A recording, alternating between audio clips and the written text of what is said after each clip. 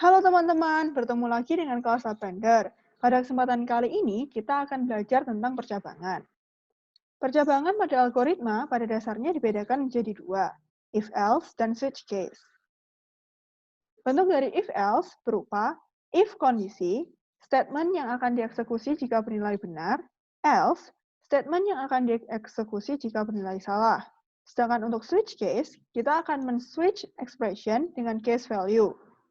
Kita bisa mempunyai banyak sekali case value sesuai kebutuhan kita, dan di bagian bawah kita bisa menambahkan default. Statement yang akan dieksekusi jika case-case yang kita tetapkan tidak berlaku. Nah, setiap case di sini harus diakhiri dengan break agar case-nya tidak bercampur.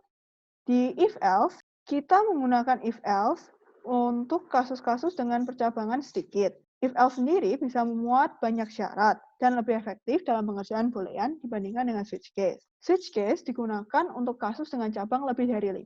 Switch case sendiri lebih mudah dibaca daripada if-else. Untuk penulisannya maksudnya ya. Switch case hanya bisa mengetes satu integer, satu string, satu char, atau sebuah value.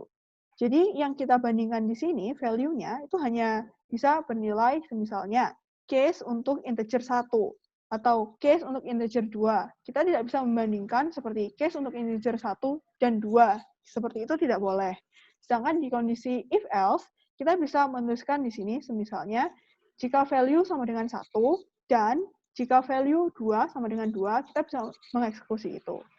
Untuk lebih jelasnya, mari kita bahas contoh-contoh soalnya. Nah, contoh kasus untuk if. Jika kita mempunyai total belanja lebih dari 100.000.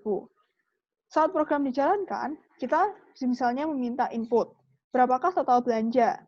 Nah, jika total belanjanya lebih dari 100.000, kita akan mengeksekusi selamat Anda dapat hadiah. Jika tidak, kita akan langsung melanjutkan programnya, mengeksekusi terima kasih sudah berbelanja. Kita akan coba di sini. Nah, saat kita memulai program, kita menanyakan total pembayaran.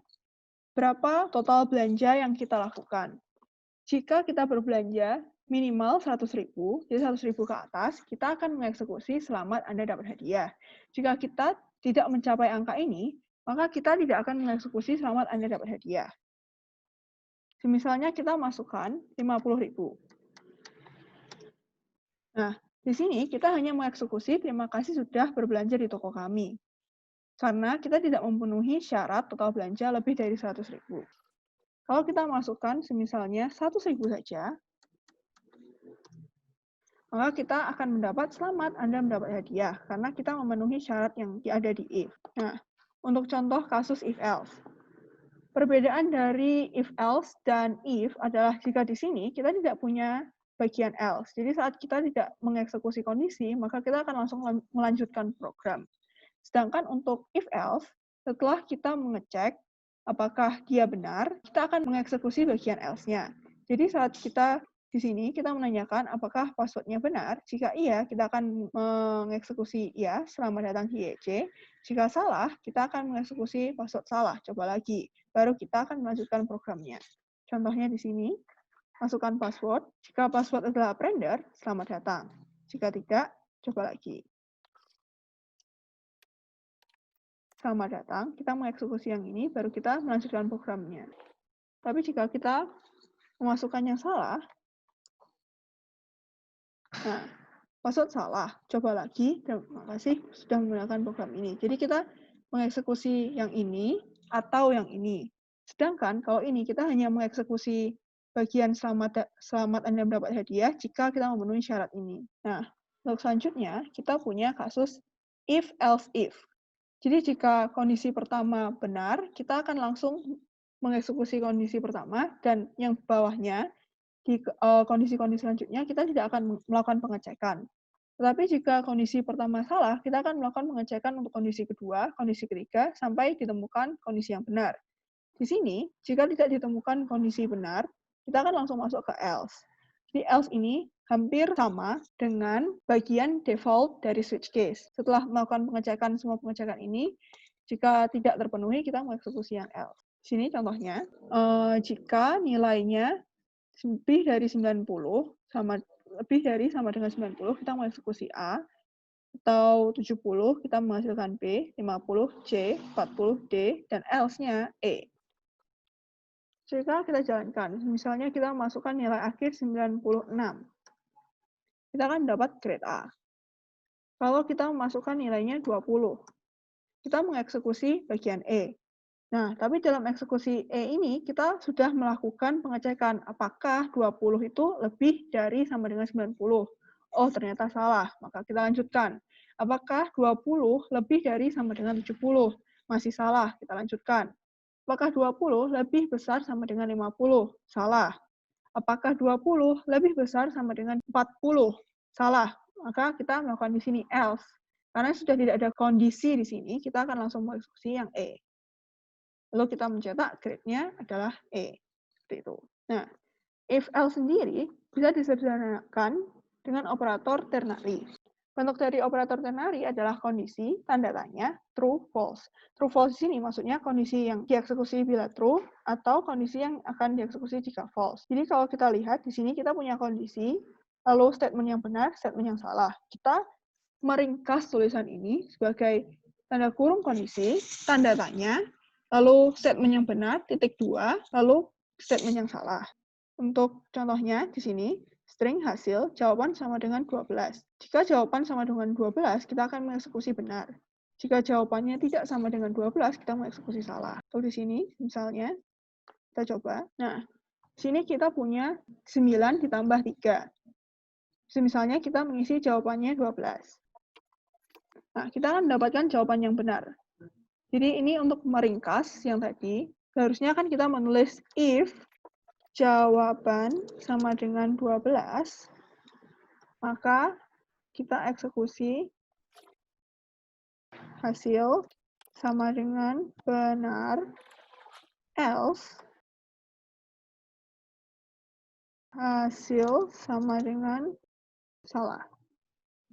Nah, kita menyingkat tulisan yang ada 1, 2, 3, 4, 5 baris ini menjadi hanya satu baris dengan bentuk seperti ini.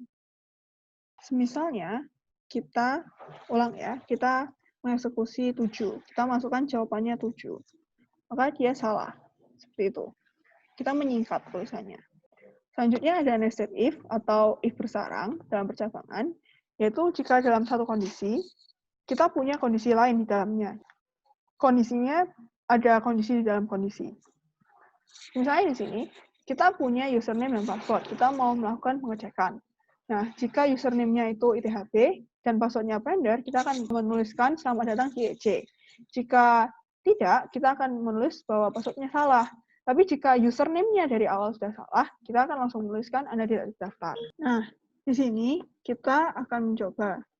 Jika password-nya, jika username-nya adalah ITHB, lalu password-nya Blender, kita akan mendapatkan selamat datang di EC. Tapi, jika kita memberikan username-nya tetap ITHB, tapi password-nya salah, maka kita akan dapat password salah coba lagi. Nah, untuk mengetesnya, di sini udah kita masukkan ya, kalau semisalnya username-nya bukan ITHB, kita tidak akan mengecek password. Jadi, misalnya kita masukkan di sini username-nya ASD, maka langsung Anda tidak terdaftar, kita tidak menanyakan password. Tapi kalau misalnya kita mau tetap menanyakan password, kita bisa taruh password-nya di sini.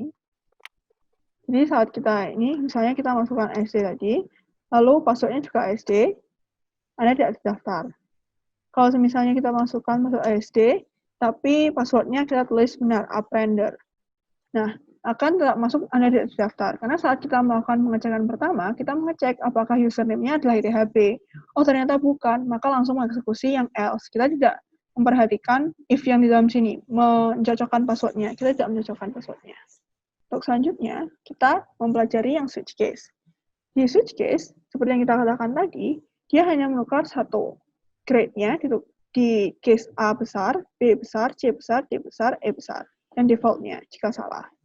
Di sini, kita meminta user untuk memasukkan dalam bentuk uppercase atau huruf kapital. Nah, di setiap case-nya di sini, kita memberikan break. Tujuannya adalah agar dia tidak mencampur di case berikutnya. Untuk pertama, kita akan coba jalankan. Kita masukkan uppercase A. Maka kita mengeksekusi selamat nilai Anda A. Nah, jika kita hilangkan tanda break di sini, lalu kita input A besar, kita akan mengeksekusi dua hal. Selamat nilai Anda A dan nilai Anda B. Masih ada ruang untuk terus berusaha. Semangat. Karena kita tidak memberikan break di sini. Sehingga saat kita mengeksekusi kode A, case A ini, kita akan terus mengeksekusinya sampai ke bawah. Kita juga mengeksekusi case B. Baru di B, kita mendapatkan break. Jadi kita keluar dari case-nya. Yang tadi kita katakan bahwa switch case hanya bisa membandingkan satu karakter atau sebuah string atau sebuah integer. Yang dimaksudkan di sini adalah kita di sini menuliskan case-nya dalam huruf besar, huruf kapital A, uppercase A. Apa yang terjadi kalau kita memasukkan lowercase a? Ternyata masuknya adalah grade salah, kita masuk ke bagian default, yang artinya case-nya tidak cocok di case atas. A, B, C, D, E nggak ada yang cocok, makanya kita mengeksekusi yang default. Nah, kondisi seperti ini yang membedakan switch case dengan if-else. Kalau di if-else, kita bisa menuliskan seperti ini, grade-nya sama ya programnya. Kita hanya menambahkan di sini, kita bisa mengeksekusi yang grade A besar, uppercase A, dan lowercase a. Tanda ini adalah operator OR. Jadi, jika grade-nya sama dengan uppercase A atau grade sama dengan lowercase a, kita akan mengeksekusi si out ini, ngeprint selamat nilai Anda A. Kalau B besar atau B kecil, kita akan mengeksekusi B. Kita coba jalankan. Misalnya kita masukkan kembali A besar, selamat nilai Anda A. Lalu kita masukkan A kecil, selamat nilai Anda A. Nah, kalau kita masukkan di sini misalnya nggak ada F ya, kita masukkan F. Maka kita akan mendapatkan bagian yang ini, yang else, grade, salah. Seperti di sini default tadi, lowercase a, kan grade-nya salah, seperti itu. Jadi, perbedaannya, saat kita menggunakan switch case, kita hanya bisa mengeksekusi satu bagian di sini. Atau misalnya, jika di sini kita membuat case-nya adalah, kita mau grade-nya misalnya sebuah integer. Lalu kita mau grade-nya 1, lalu di sini 2, 3, 4, 5. Saat di sini kita memasukkan 1, nilai A. Tapi kita tidak bisa memberikan di sini misalnya 1 atau 2. Kita nggak bisa melakukan ini. Berbeda dengan di if, kita bisa memberikan banyak kondisi di sini. Seperti itu. Sekian kelas hari ini. Terima kasih untuk perhatiannya. Sampai berjumpa lagi. Mohon maaf ya jika ada kesalahan kata. Bye-bye.